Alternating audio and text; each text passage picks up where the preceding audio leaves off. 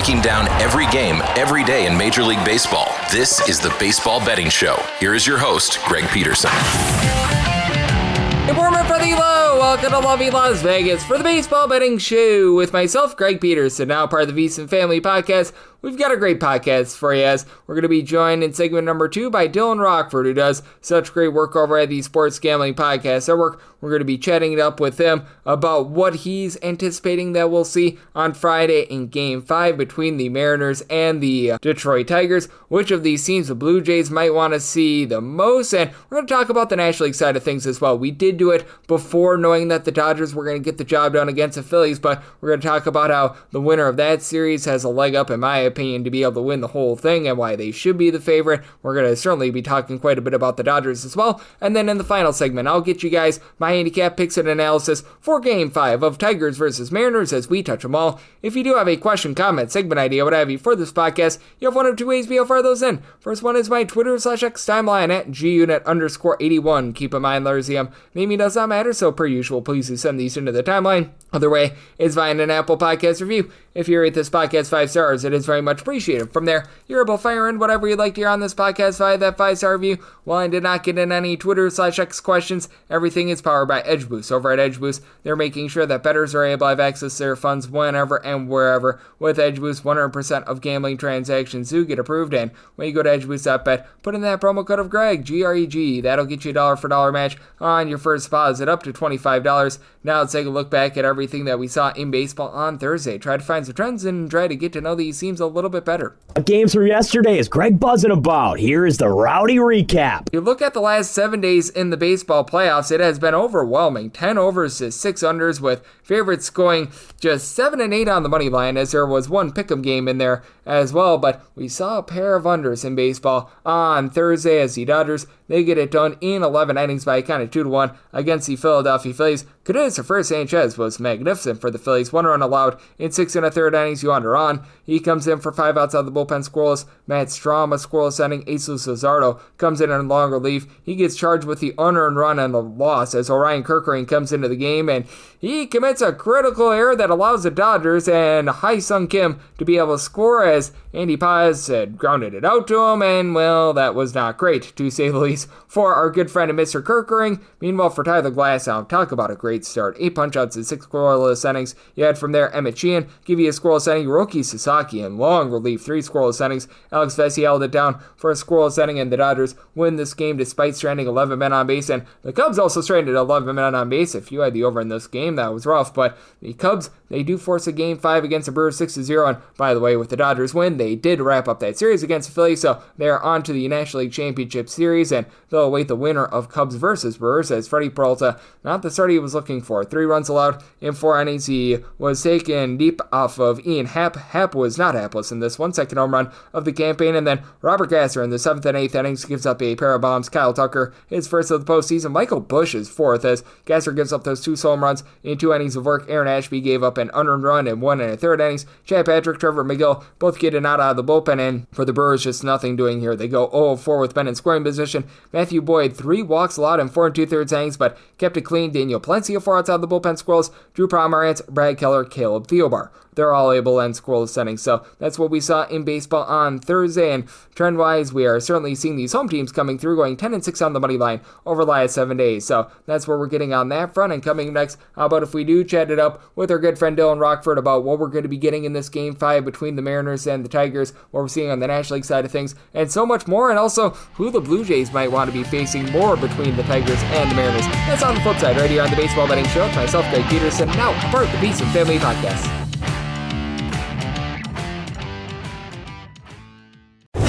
Breaking down every game, every day in Major League Baseball. This is the Baseball Betting Show. Here is your host, Greg Peterson.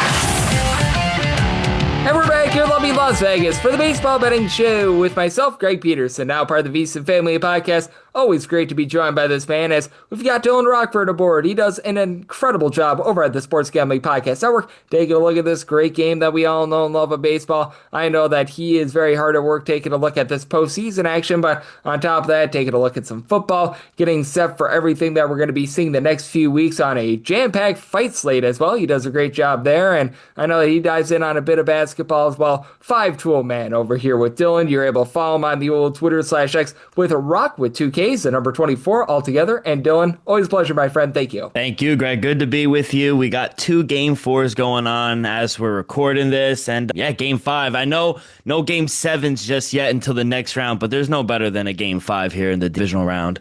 Oh, absolutely. And we certainly will be diving in on that in a minute because, well, it is a lone game that we've got on the betting board for Friday. But that said, we're doing this as a Phillies versus Dodgers game is going on. We don't know if the Philadelphia Phillies got the job done or not, but the way that I was looking at things coming into the divisional round of the series, whoever won that Brewers versus Cubs series, I just felt like they were very much going to be up against it, against the Phillies and or the Dodgers. I felt like whoever won this series was going to be the World Series favorite. And do you still feel the same way? Because after what I've seen with the Philadelphia Phillies, it feels a little bit teeter-totter-ish, but with the Dodgers revamping that bullpen, I'm really a believer that as long as they get past the Phillies here in this series, that they should be the favorite to win the World Series. 100%. I think if the Dodgers could get past the Phillies, they will be the favorite against anyone they first, whether it's the Brewers, the Cubs, or Toronto, and whoever comes out in Detroit and Seattle. So, yeah, their bullpen has kind of been worrisome. I thought they would actually sweep them. Going down 2-0, Dave Roberts kind of punted on the game.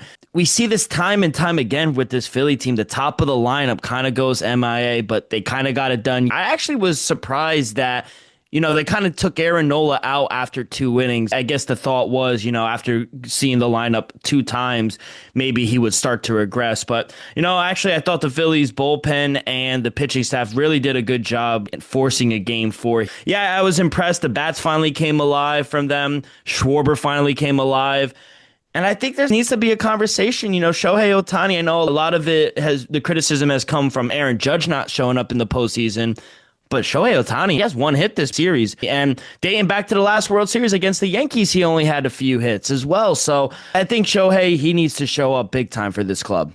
Interestingly enough, I will say his start in game number 1 was pretty rock solid for the Dodgers, but in terms of being at the plate, that has been a little bit of an issue for them. So we will see what we're going to be able to get out of him moving forward. And as we are doing this as well, we don't know if the Brewers or the Cubs were able to win that game, but if the Brewers did lose, they'll have a Game 5. If not, they survive and advance. And how do you take a look at this Milwaukee Brewers team right now? Because we know we're going to get at least one more game out of them. And with the Brewers, it's just been so intriguing to look at a team that really doesn't have a lot of home run power, but they just find a way to put up runs time and time again. It's remarkable. This lineup just finds ways. I mean, the first 5 team total over for the Milwaukee Brewers has been a cash cow for this club. They just find ways to win. And surprisingly, the Cubs have started all 3 of these games very strong, scoring runs in the first inning.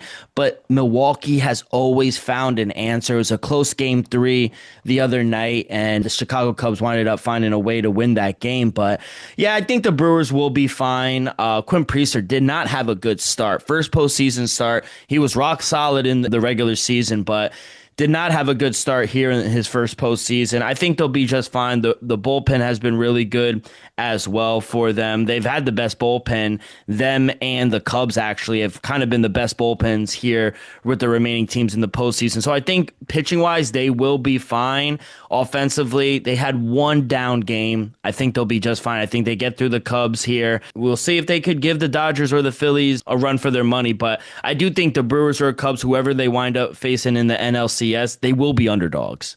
Yep, I am right there with you. Regardless of Phillies or Dodgers, I'd be putting the Brewers as a dog. I would be putting the Cubs if somehow, some way, they're able to get the job done in game number 4 and game number 5 as a dog as well. So we're in lockstep there as Dylan Rockford, who does such great work over at the Sports Gambling Podcast Network, joining me on the Baseball Betting Show. And well, we know that the New York Yankees are not going to be getting the job done. They lose to the Toronto Blue Jays, and now the Blue Jays await the Game 5 winner on Friday between Detroit and Seattle. And I want to get your thoughts on this game number 5, as I know you're looking at the side in total, you're looking at a player prop or 2 as well, and it just feels like it's going to be such an incredible environment tournament. And for the Seattle Mariners, they have to try to do the impossible and knock off Tariq Skubal for a fourth time this year.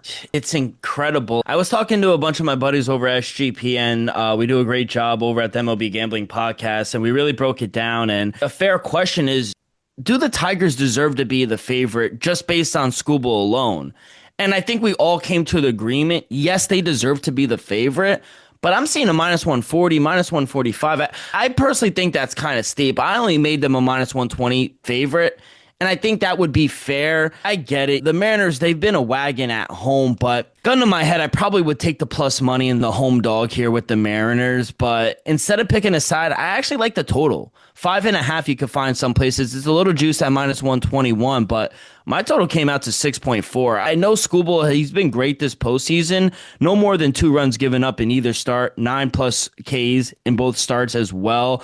But for whatever reason, you mentioned it, the Mariners have had Skubal's number. Regardless of how good he is, they are 0-3 versus him. He's 0-2. He has a 5.91 ERA. He's given up 7 runs in 10 innings of work.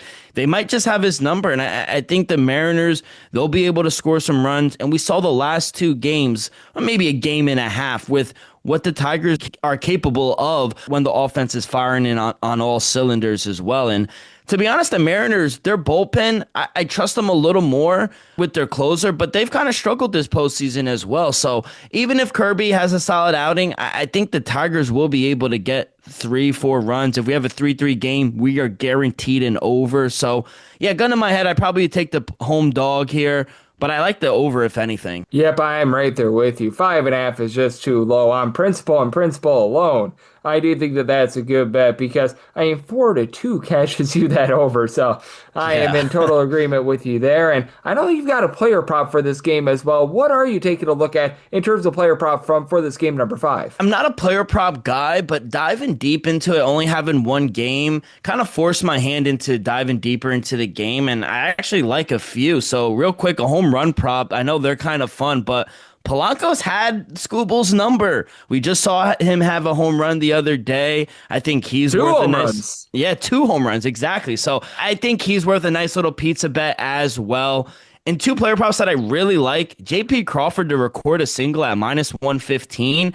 He has had Skubal's number. He is 5 for 8, 4 singles, a double. He's hitting 625 off of him as well. He's only had 1 strikeout. He's had a hit versus Skubal in all 3 meetings versus him this season. So JP Crawford, I think he's a very good option to record a single at minus 115. And Tariq Skubal, I'm actually going to fade him. I see 9.5s. I see 8.5s out there. You could get 8.5 at plus 124.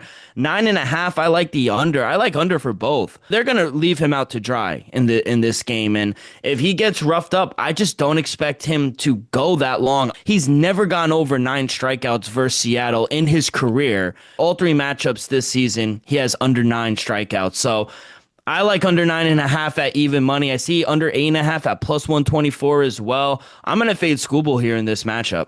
Yep, and with Skubal, the last time he went out against the Mariners, he got approximately 9, so the difference between 8.5 and 9 could be very significant with that bet as well, but I do think that is going to be a relatively fun one, and as we know, winner of this game, they're going to be taking on the Toronto Blue Jays, who, in a bullpen game, were able to get it done against the New York Yankees, no less, in game number 4. And which team do you think the Blue Jays would rather see? Because I think that this is a very interesting matchup between these 2 teams, in the Tigers and the Mariners, and the Blue Jays. Out of all the teams I've seen here in the postseason, I would say, honestly, even though it's a small sample size, obviously, and I don't know if they're the best team in the league, they've been the most impressive to me thus far, the way that offense is hitting. Oh, 100%. 1 through 9, that lineup is so good. They just find holes in the field no matter what. I think they've been the most impressive team so far this postseason, in my opinion. I think Schneider, in a bullpen type day on the road against the Yankees, I think he hit every button. He made every right call, I thought, for a manager who, just think back about 2 years ago, was kind of on the hot seat getting eliminated. So I was very impressed with Toronto. I don't want to discredit the Tigers, but I think they would more likely want to play the Tigers. I think who's a harder matchup? I think it would be Seattle. I don't think the Tigers are good. Not to be disrespectful, but I just can't take an AL Central team to win anything. And I think the pitching is why I think I favor the Seattle Mariners to be a tougher matchup. They're just overall better. Hopefully they could get Brandon Wu back. I think that would be a big plus as well, and maybe win a game or two against the Blue Jays. But ultimately, no matter who advances in this game, I do think Toronto is going to be the favorite. I'm going to make them the favorite, and I think they do reach the World Series. Yep, and with the Toronto Blue Jays, I'm starting to buy in on them much more as well. It feels like with having the guys that they do have in the bullpen, and they didn't even have Max Scherzer on the roster for the ALDS. They left off Chris Bassett as well. Those are guys that if they want to bring them back, they're able to do so as well. I think that this is a Blue Jays team that's quite impressive, and when you're hitting the way that the Blue Jays are, man, it is hard to be able to slow down, and a man is a freight train. He never slows down. He's always going 100. That'd be you, Dylan. You do such an excellent job over at the Sports Gambling Podcast Network on so many different fronts. I know that you're very busy, you're juggling many things, but you do so also well. So let the good people at home know it's all on tap for you, and how people can follow along on social media and other platforms. Yeah, you guys can find me over on X/Twitter at Rock with 2Ks24. UFC is back. We're going to Brazil. It's UFC Rio this weekend, so that is going to be a very fun match between Matheus Gamrot and Charles Oliveira. Got football starting in a few days, college football. I love the slate this week for college football. Playoff baseball is the best. We got hockey that just started. I am a Devil fan, so Greg, I can finally root for a team now. So it's good on that front. But yeah, we're locked and loaded. And Greg, you know, we never sleep. We'll sleep when we're dead. Yes, we certainly will. For me, that is a mantra as well. And I know that our good friend Dylan, he is so hard at work taking a look at this great game of baseball. Every single time he joins me, he lends amazing insights. So big thanks to Dylan for joining me on the Baseball Betting Show, now part of the VSiN Family Podcast. And coming next, it is that time of the podcast. I give you picks and analysis on every game. That will be one game on the betting board for this Baseball Friday as we touch them all.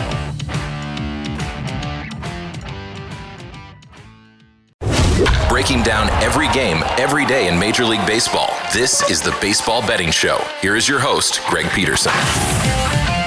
And we're back here in lovely Las Vegas for the Baseball Betting Show with myself, Greg Peterson, now part of the VSiN Family Podcast. It is always a pleasure to be joined by Dyland Rockford, who does such amazing work over at the Sports Gambling Podcast Network, taking a look at this great game that we all know and love of baseball. Every single time he joins me, he lends such great insights, and he did so once again today. So big thanks to Dylan for joining me in the last segment. Now it is that time of the podcast. I give you picks and analysis for the lone game that we've got on the betting board for this Baseball Friday as we touch them all. If a game is listed on the betting board, Greg has a side and a total on it, so it is time to touch them all. Do note that as per usual, any changes are made to these plays will be listed up on my Twitter/X feed at @Gunit_D1. It is very easy to go in rotation order when there's only one game on the rotation. So let's break down this game number 5. It is 9:25, 9:26. Tigers on the road against the Seattle Mariners. George Kirby goes for Seattle. Tariq Skubal is on the bump for Detroit. And Detroit is between a -130 to a -143 favorite. +118 to a +122 is that number on Seattle, and the total is 5.5. Over is -115 to -120. Under is between even a -105. Even for how good Tariq Skubal is, and the way that the game number 2 that he pitched in went under, this is just too low of a total for me. I set mine at a 6.1. You do have a Tigers team that's in the upper half of the big leagues in terms of run creation, and you just have good overall balance with this Tigers lineup. Riley Green and Spencer Torkelson, your main mashers, both of these guys were able to supply 30-plus home runs during the regular season, but I mean, past that, you've got a guy like a Dylan Dingler that was able to 270-plus during the regular season. Kerry Carpenter has been able to give you 25-plus home runs. Gleyber Torres, along with Javi Baez, these are guys doing a solid job moving the line. Wencio Perez. So even though you might not have like a whole bunch of star power, at the same time, you've got plenty of guys that are able to get on base, and the Seattle Mariners team can be a little bit more all or nothing. Since joining the Mariners and Eugenio Suarez, he's got a batting average as below 200. Obviously, the home run power has been great, 49 home runs, including the regular season. With the postseason, I think that one postseason home run pushes him to 50, but I mean, still, he is very all or nothing. Big dumper Cal Raleigh, obviously 61 home runs during the regular season and the postseason, and he's been getting on base throughout this postseason. But that said, you've had a few ups and downs with a few of these guys. Like, you just never know what you're going to be able to get out of Victor Robles because he missed much of the season. Dom Canzone has been a very rock-solid bat, but he's been a little bit shaky in this series as well. And for George Kirby, he's actually experiencing a career high in both home runs allowed per 9 and also walks per 9, though. I mean, giving up 2.2 walks per 9 innings is still relatively rock-solid. solid. And for George Kirby, he, much like so many of these pitchers for the Seattle Mariners, they do have some big-time home and road splits because Seattle is one of the most pitcher-friendly ballparks in all of baseball for the regular season and the regular season only. Kirby was getting about 9.8 strikeouts per 9 innings, a 4.21 ERA, but that goes down to a 3.38 at home, a 5.16 on the road. But I do think that the Tigers can get to him a little bit. It's been a solid Seattle Mariners bullpen in terms of the top guys: Edward Bizardo, Gabe Speier, Matt Brash, Andres Munoz, all those guys. And for the Detroit Tigers, it is a little bit more of a suspect bullpen, but Tyreek Skubal is the ultimate deodorant to all that. And I will say for Skubal, a 4.58 ERA in the 3 starts between the regular season and the postseason against Seattle, but he still pitched well in his last time out. He got 9 strikeouts, gave up 2 runs in 7 innings, albeit those were 2 solo home runs to Ore Polanco, but I think that he's going to go out there, way that he's been able to get over 11 strikeouts, only about 1.6 walks per 9 innings, dominate this game. I think Seattle might take him deep once or twice, much like they did the first time around, but I do think that this Tigers lineup is able to do a solid job of getting to the Mariners, and I do think that the bullpen of the Tigers, if needed, with the likes of Brendan Hennefy, Brant Herter, along Kyle Finnegan, being able to give you sub 350 ERA, they're going to do just enough to get the job done. I did set the Tigers at a minus 147. I like their money line, and I'm in on the over, set my total 6.1, and that wraps things up for the Friday edition of the Baseball Betting Show, now part of the VSiN family of podcasts. Big thanks to Dyland Rockford, who does such great work over at the Sports Gambling Podcast Network. He joined me in the last segment. If you do like hearing from this fine podcast, Baseball Betting Show, you're able to subscribe wherever your podcasts, Apple Podcasts, Google Play, Spotify, Stitcher, and TuneIn. If you have a question, comment, segment, idea, what have you for this podcast, you have one of 2 ways to be able to fire those in. First one is my Twitter/X timeline at gunit_81. Keep in mind, Larzium, naming does not matter, so per usual, please do send these into the timeline. And the other way is find an Apple Podcast review. If you rate this podcast 5 stars, it is very much appreciated. From there, you're able to fire in whatever you'd like to hear on this podcast via that 5-star review, coming at you guys every single day throughout the postseason. That we do have games, might take a day or 2 off when we do have that long lull between the World Series, but if there's games on the board, I'll be breaking them down, trying to find you guys winners. So I'll be back with you once again tomorrow. Thank you.